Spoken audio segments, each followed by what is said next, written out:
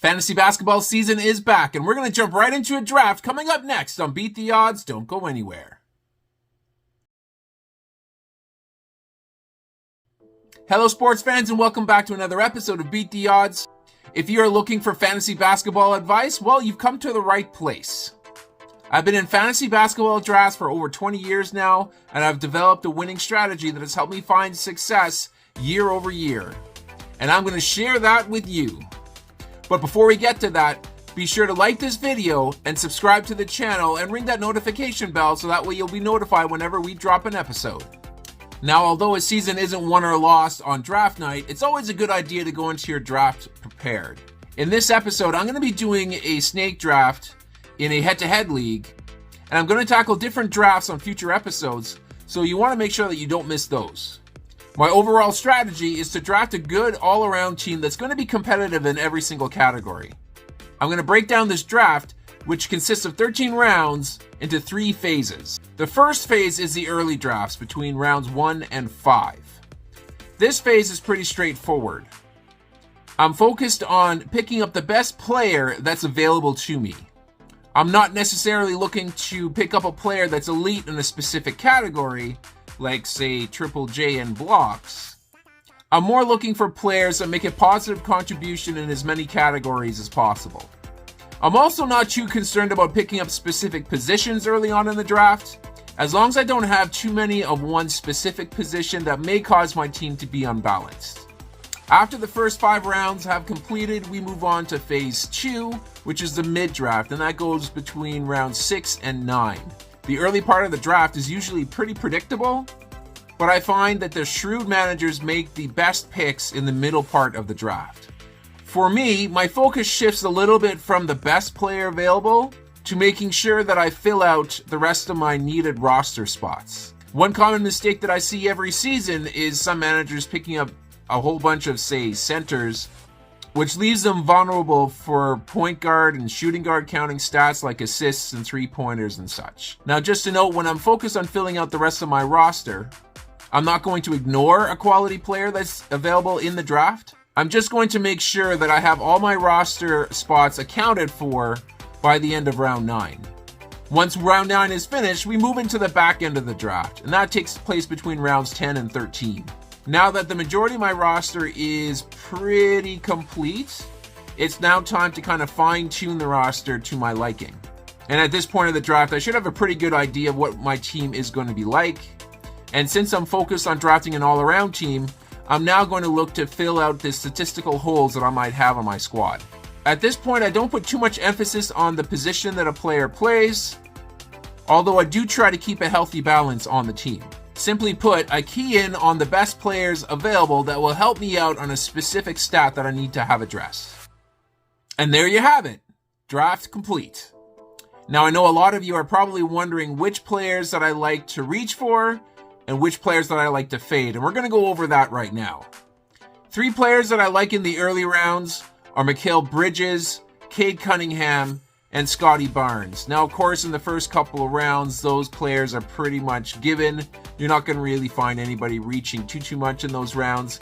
But as you get a little further down, it does help to see if you can reach for one of these 3 players. Mikal Bridges, of course, is the number 1 option in Brooklyn. He basically has the keys to that team. Cade Cunningham is just recently coming off of injury, and he's ready to dominate. And Scotty Barnes might have the most usage for a power forward not named LeBron James.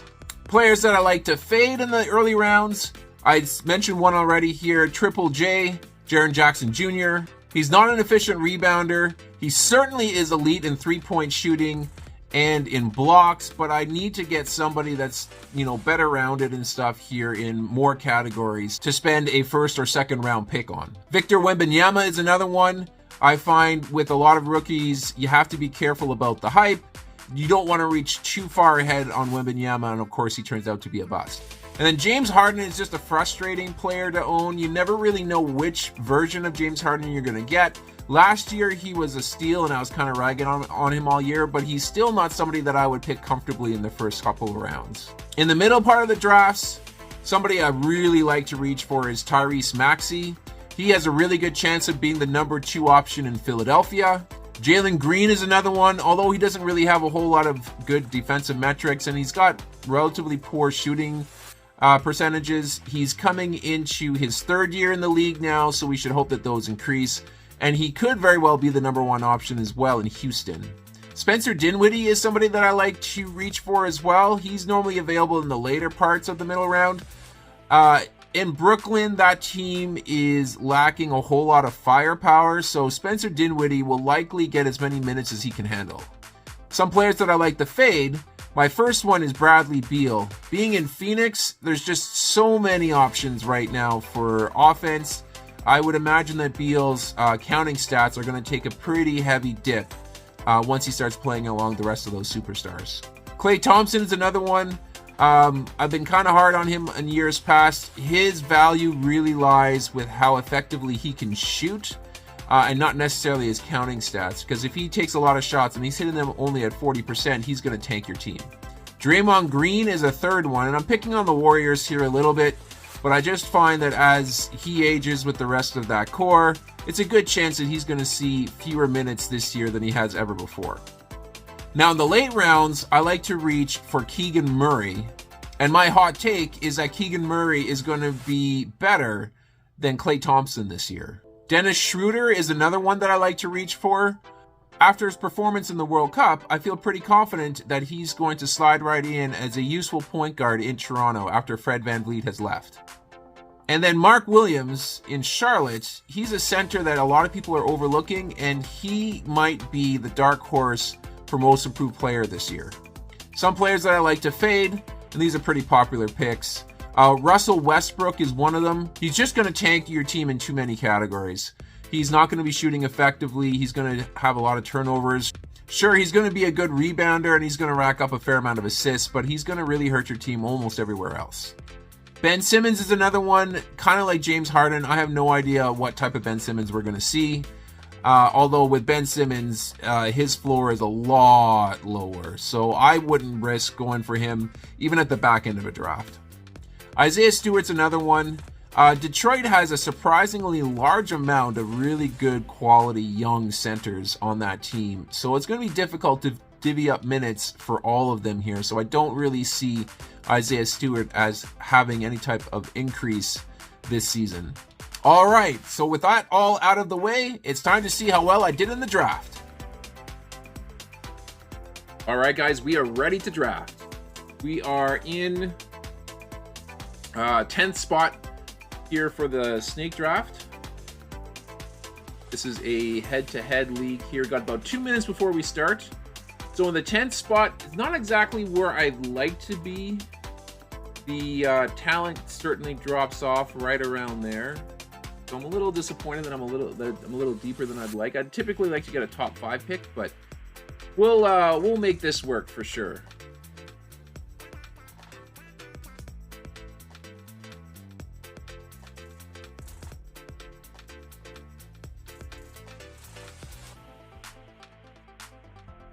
For those who haven't seen this layout before on a draft, this is the presenter style draft. A little easier to kind of see how people are drafting and how their teams are shaping up. So I'll leave it on this here for the length of the draft here. So as kind of mentioned here in the video, I've got a few players that I like to target in the draft early on. If I can get my hands on a Mikal Bridges, Scotty Barnes, I'm going in on hard this year. He's right around the 50 to 55 average pick mark, and that is just perfect for me in the 5th round. If I can grab him, I'll be super happy. That's a huge win for me. Cade Cunningham, a lot of people are dropping him on the list there because he was injured, of course, last year. He's somebody that I could reach for. Tyrese Maxey, Jalen Green, Spencer Dinwiddie, a couple more kind of in the mid rounds, and then of course I've got Keegan Murray, Dennis Schroeder, and Mark Williams that I would be looking at in the late rounds. We'll see if we have to get to that. But we are about to get started here. We got 10 seconds, about 13, 12, 11, 10 seconds now to go here before the draft starts. Good luck to me. See how we do.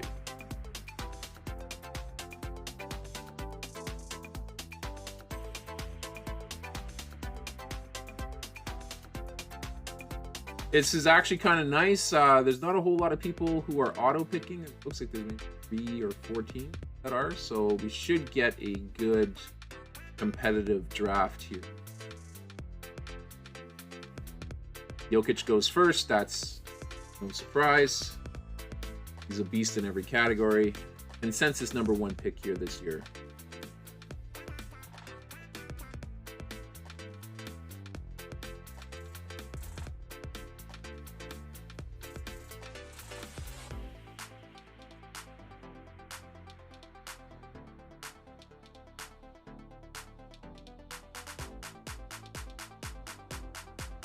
Embiid goes second. No real surprise there either. Giannis going third. That's a little bit of a surprise. Hopefully he can improve on his percentages from last year, because he was certainly not where people wanted him to be.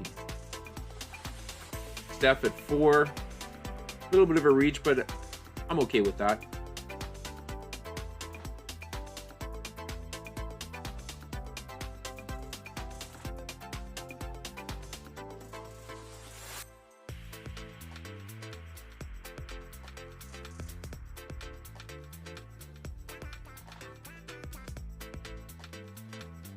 Now, for the first part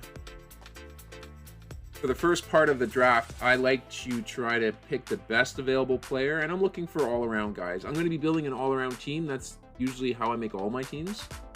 I don't really punt categories unless you count turnovers, because I like guys that actually have the ball in their hands more often than not. So I'm okay to suffer in the turnover category if I'm winning in every other category. Luka got picked up here. The guy ran the clock, which is a little unfortunate around 1. There's the guy that I really wanted, is Tyrese Halliburton.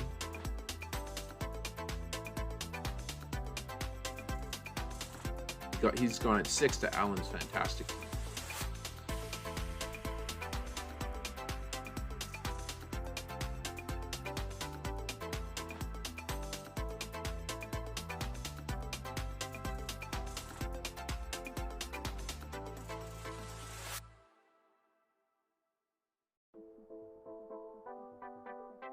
Hoping that my guy sticks around. Oh, he doesn't. I was really gunning for Shea, and of course he's gone.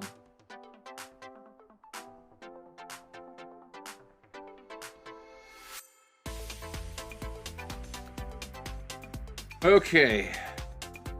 Lillard or Durant?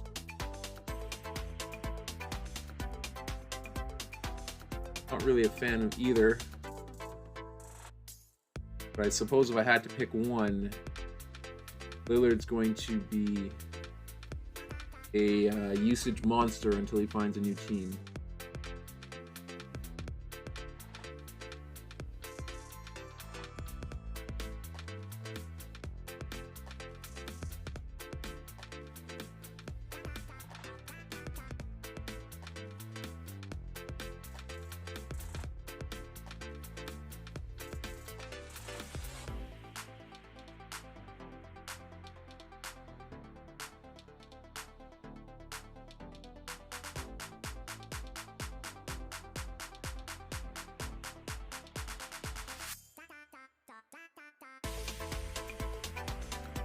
Now I've got a all-star worthy caliber point guard, which, funny enough, is the 6th point guard off the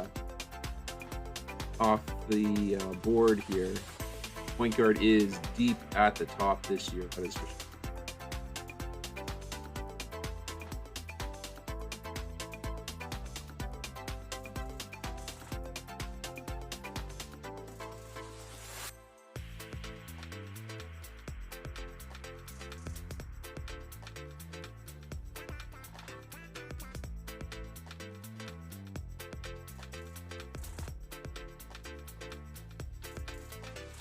I do have my eye on somebody that I'm likely going to reach for a little bit.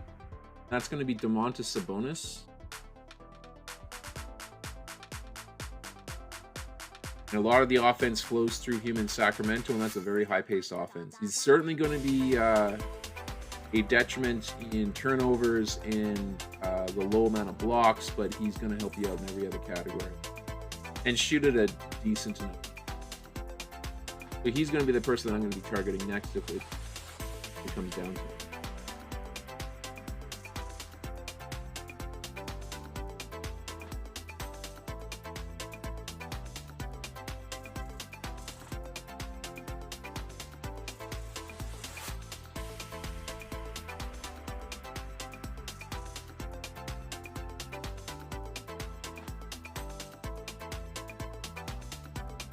Or as I say that,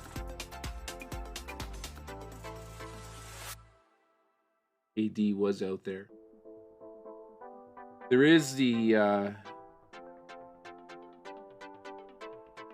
Anthony Edwards. I don't know. Put in the comments. Who do you think you'd pick up, Anthony Edwards or Domantas Sabonis with your second pick? Decide.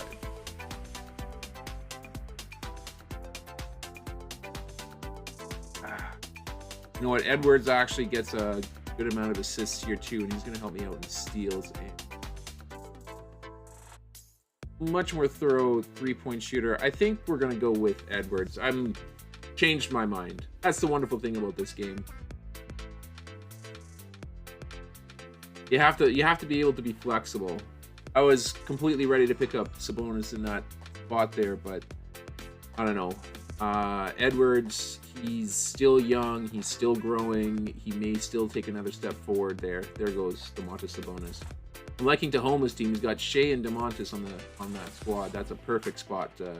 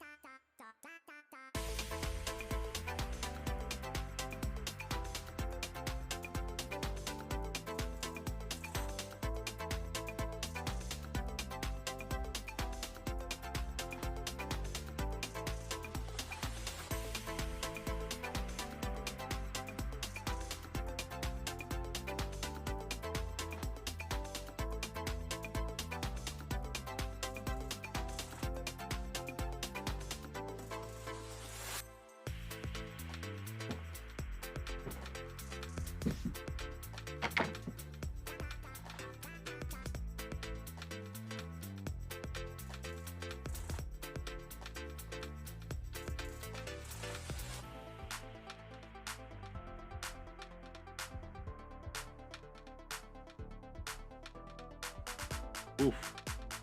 Chris's crazy team picks up Klay Thompson round 2 to go with Steph. Looks like he's going to be running the table on Golden State Warriors. There's always one person in these drafts to do that.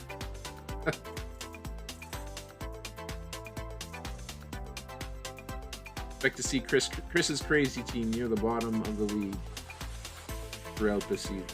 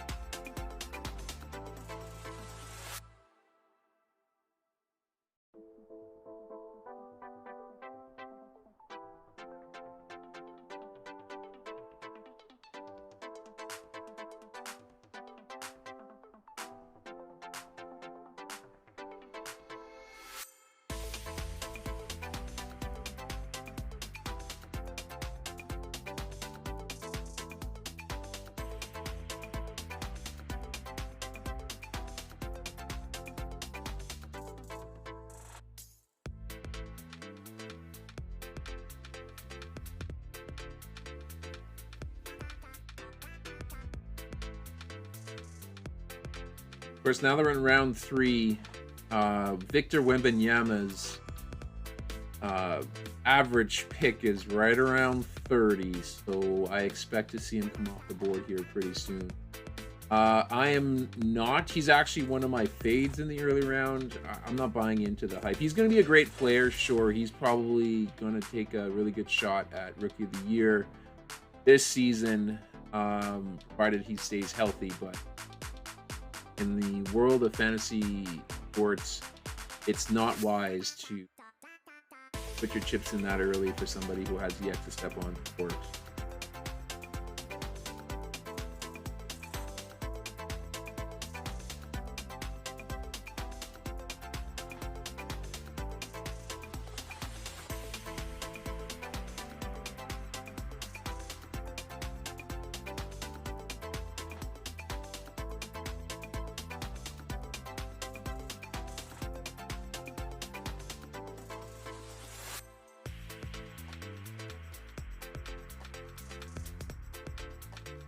Of course, as I say that,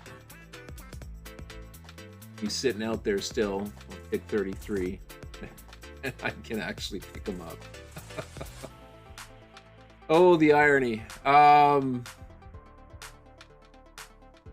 just can't do it. It's according to how things are ranked, he normally goes out at this time here, but I can't do it. Can't do it. All right, which means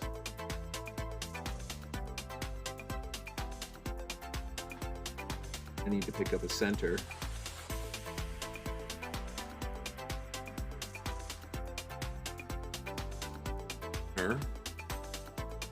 If Wembanyama makes the turn to round 4, then I'll pick him up.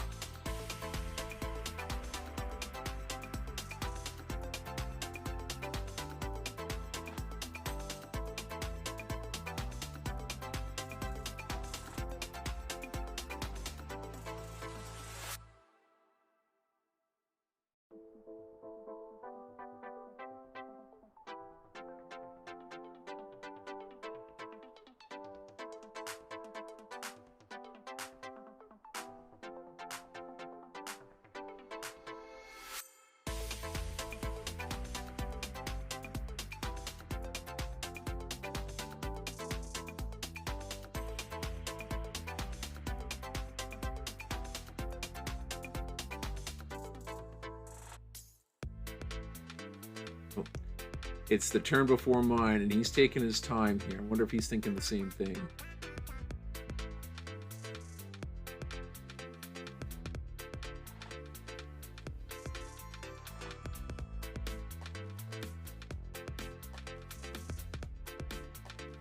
Oh.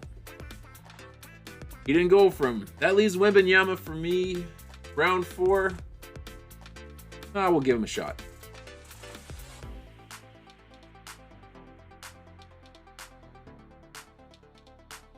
I've got a good point guard. I've got a good shooting guard. I've got a good center. I think we can cover for Wembanyama if he decides he doesn't want to be the player. Everybody says he's going to. Okay, now we're getting closer to one of my steals here. The next guy up is going to be Scotty Barnes, round 5. Let's hope that we can get him.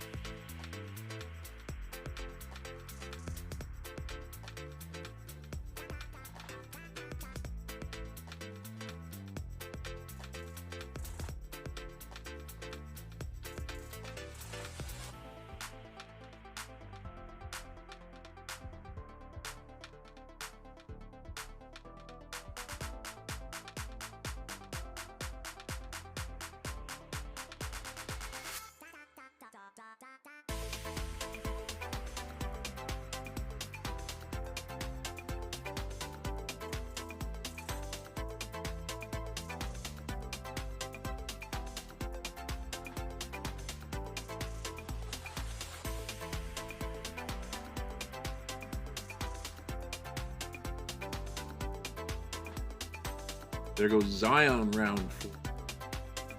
If he plays a whole season, that's a steal.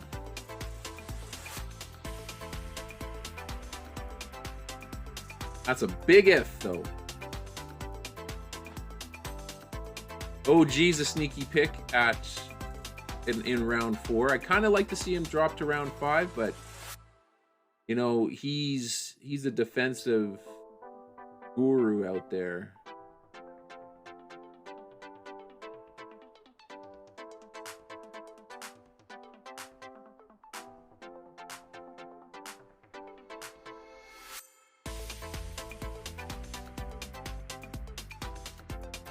There are some very interesting players still out here.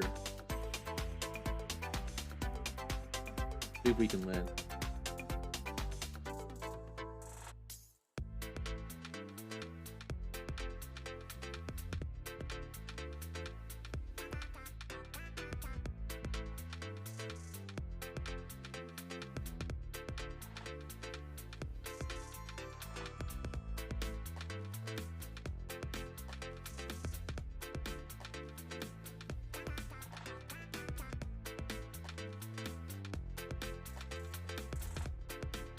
Nope. There he goes.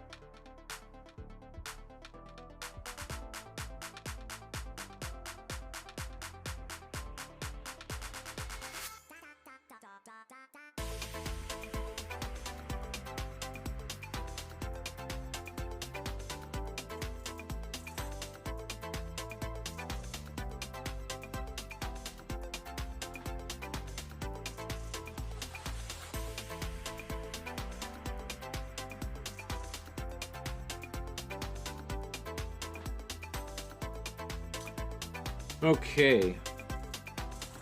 It's interesting as I take a look here. Chet Holmgren, basically in the same boat as Victor Wembanyama, is out there too, but I'm not going to go for him. Already pretty solid with my centers. I'm going to pick up Paolo Banchero. Going to be a usage magnet with low percentages. I'm hoping that he improves on those this season. One thing that I have noticed, if you look at some of the teams here, especially Mehmet Ali's boss's team, just picking up point guards.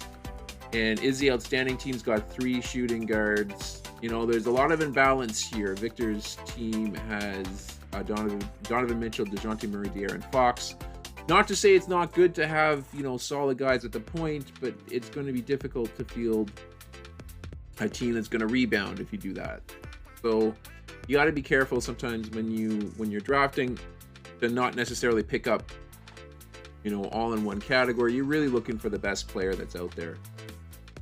So now that I've gone through the first 5 rounds, it's time to get into the mid-draft, and for that we are going to take a look at trying to, you know, fill out some more positions. So as it stands, I've got 2 guys that are centers, 2 guys that are power, like 2 guys that can play center, 2 guys that can play power forward, 2 guys that can play small forward. I got a shooting guard and a point guard. So I'm gonna need to pick up a guard.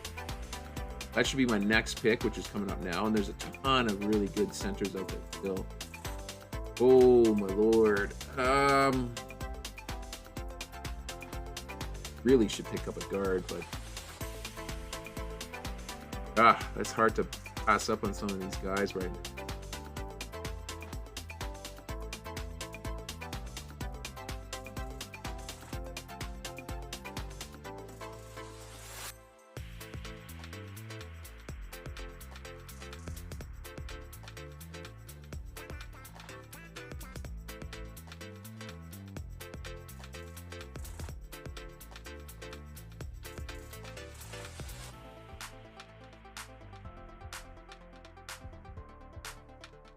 This one's tricky. I think I'm going to pick up Julius Randle here.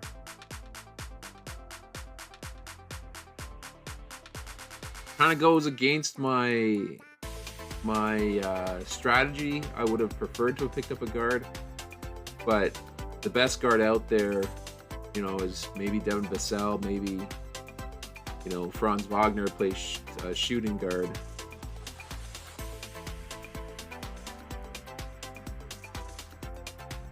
What I will need to do though is key in on a point guard. That's got to be new.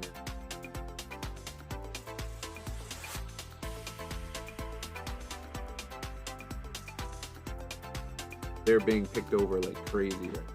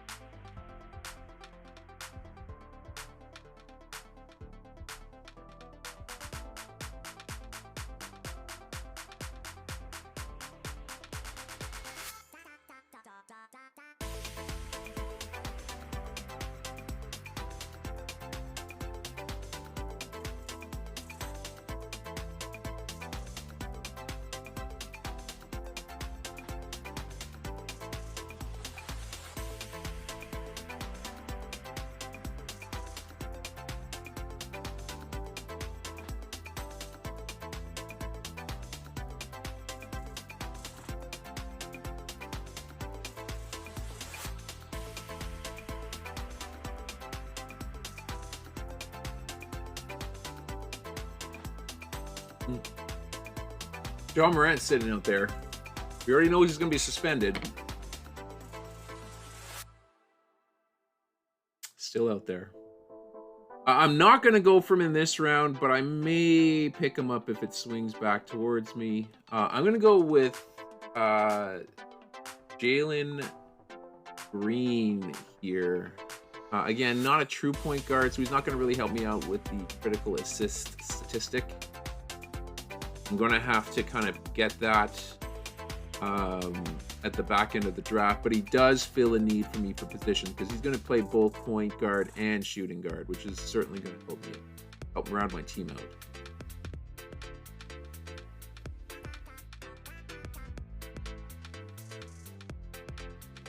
Now, the key thing with this league, and the reason why I'm okay to pick up Ja Morant if he swings back to me, is this is a head-to-head league. So really, the important thing, and now it has swung back to me. I'm going to pick up Jaw. The important thing is to have a team that's playable in the playoffs. So as long as Ja doesn't go off on any more Instagram gun-toting episodes, then picking him up in the 8th round is a steal, because he's going to be the feature guy, obviously, when he gets back in Memphis. And I can deal with not having him on my roster for the first 3-4 weeks of the season.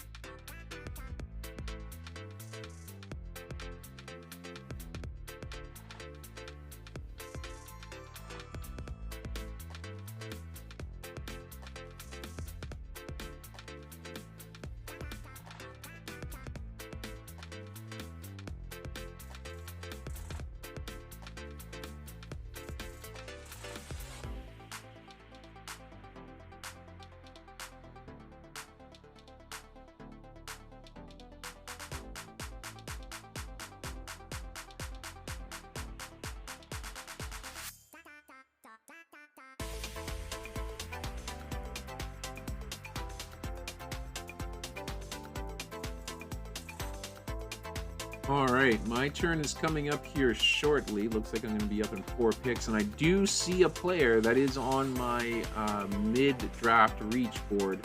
That's Spencer Dinwiddie. If he falls to me, that is going to be my pickup. I know it'll be 3 point guards in a row, but Ja again is not going to be playing, so I'm going to need to get somebody to fill in that spot here for the being. And Dinwiddie is going to... I like Dinwiddie because, of course, he plays in Brooklyn, and there isn't really an established superstar there anymore outside of maybe Miles Bridges. So Dinwiddie should get a lot of run, and he is available. He's going to pick up assists. He's going to chip in with some steals, and he's going to be all right for 3 here as well. So we're going to go ahead and draft Spencer Dinwiddie. So that's the mid part of the draft. We're going to go to the back end of the draft, and now what I'm trying to do here is be able to fill out the rest of the squad here for the stats that I'm short. So I know I'm short rebounds. Block shots I should be okay. Rebounds I'm definitely short in, so we're going to have to try to target somebody who is going to be able to crash the boards.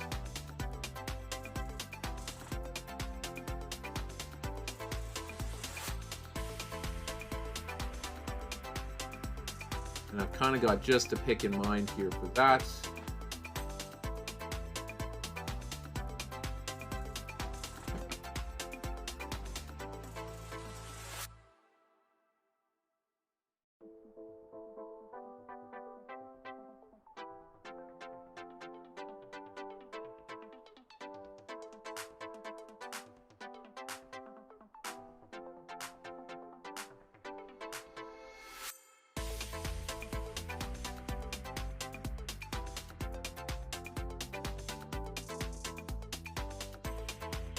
All right, we're going to go ahead and pick up Victor's running mate here, Kelvin Johnson. He's a really good rebounding guard, so that's actually going to help out a lot because we're still a little short on guards here. But that should kind of close a little bit of that gap there for rebounds.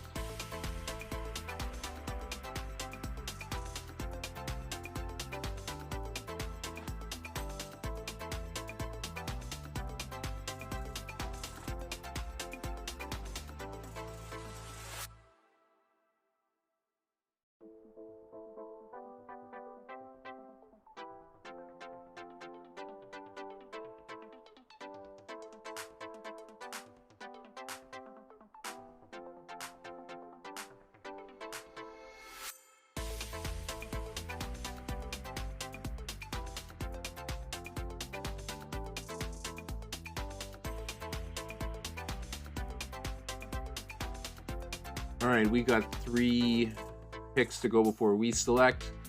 I'm looking at possibly use of Nurkic here. We could certainly use another center. We only have 2 so far. Typically, I like to carry 3, sometimes 4. We're going to have to get one here anyways. We got 1 more pick to go before it is our selection.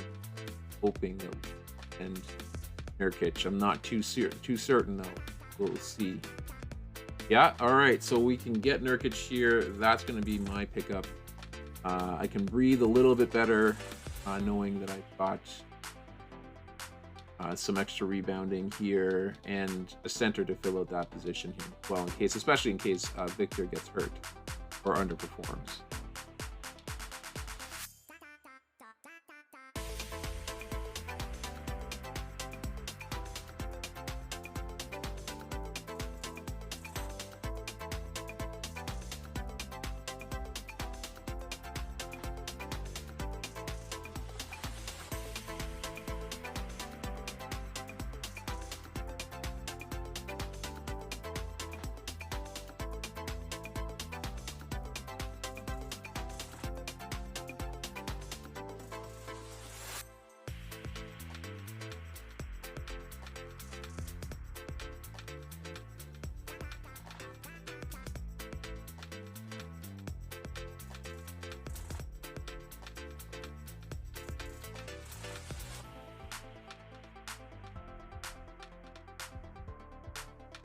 All right.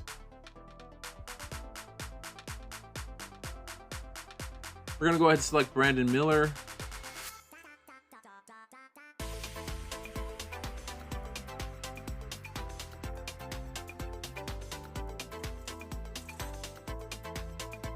Nice number 2 pick, if I remember correctly, from Charlotte this year.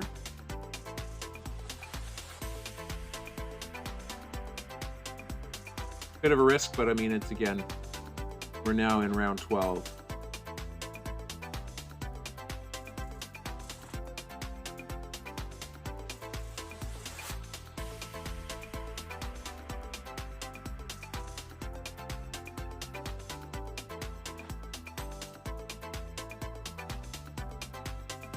I feel good about this squad. There are some question marks. This squad is going to be a severely... this squad is actually going to be a big-time scoring squad. Probably going to be shooting it at very low percentages. So I'll have to deal with that. I likely won't win many of the...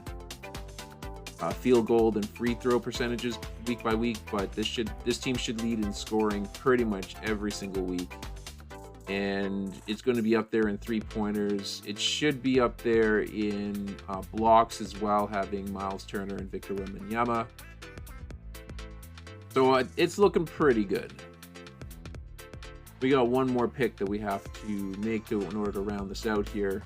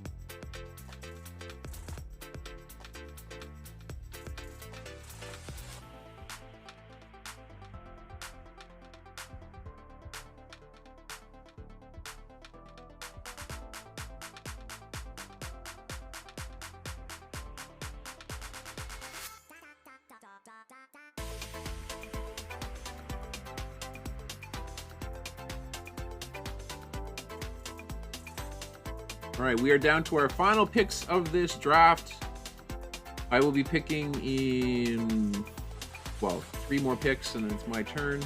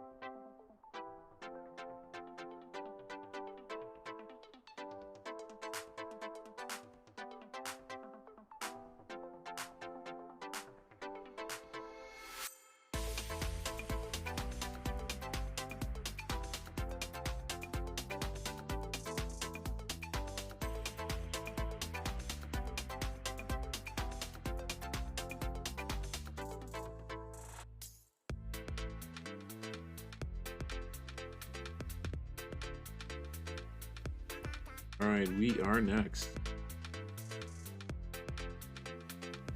And I think for our last pick, we're going to go ahead and pick up Obi Toppin. Looks like he's going to get a bit of a feature role here in Indy. We'll see. at least in the mix with some of the guys that underperformed last year. So I kind of like his chances, and he's a pretty high energy guy. So I don't mind having him my last pick here of the draft.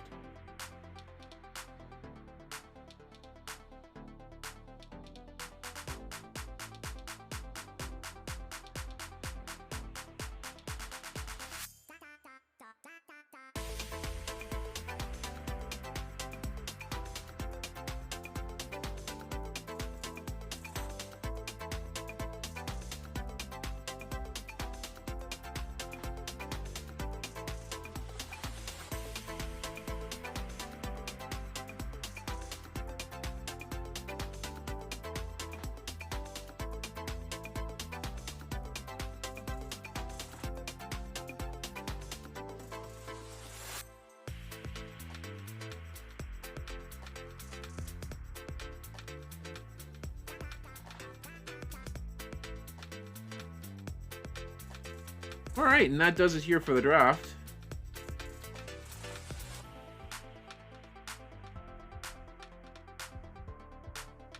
You can see the entire board there on the screen, and how everybody picked. Let me know what your guys' thoughts on how well I did here in this draft. Leave your comments down below. Let me know who you think won the draft, who's got the best team out of the gates. I'd be interested to get your guys' takes.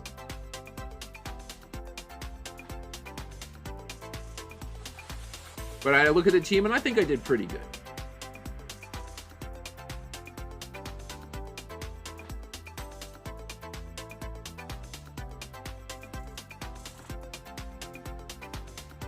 And that does it for the draft.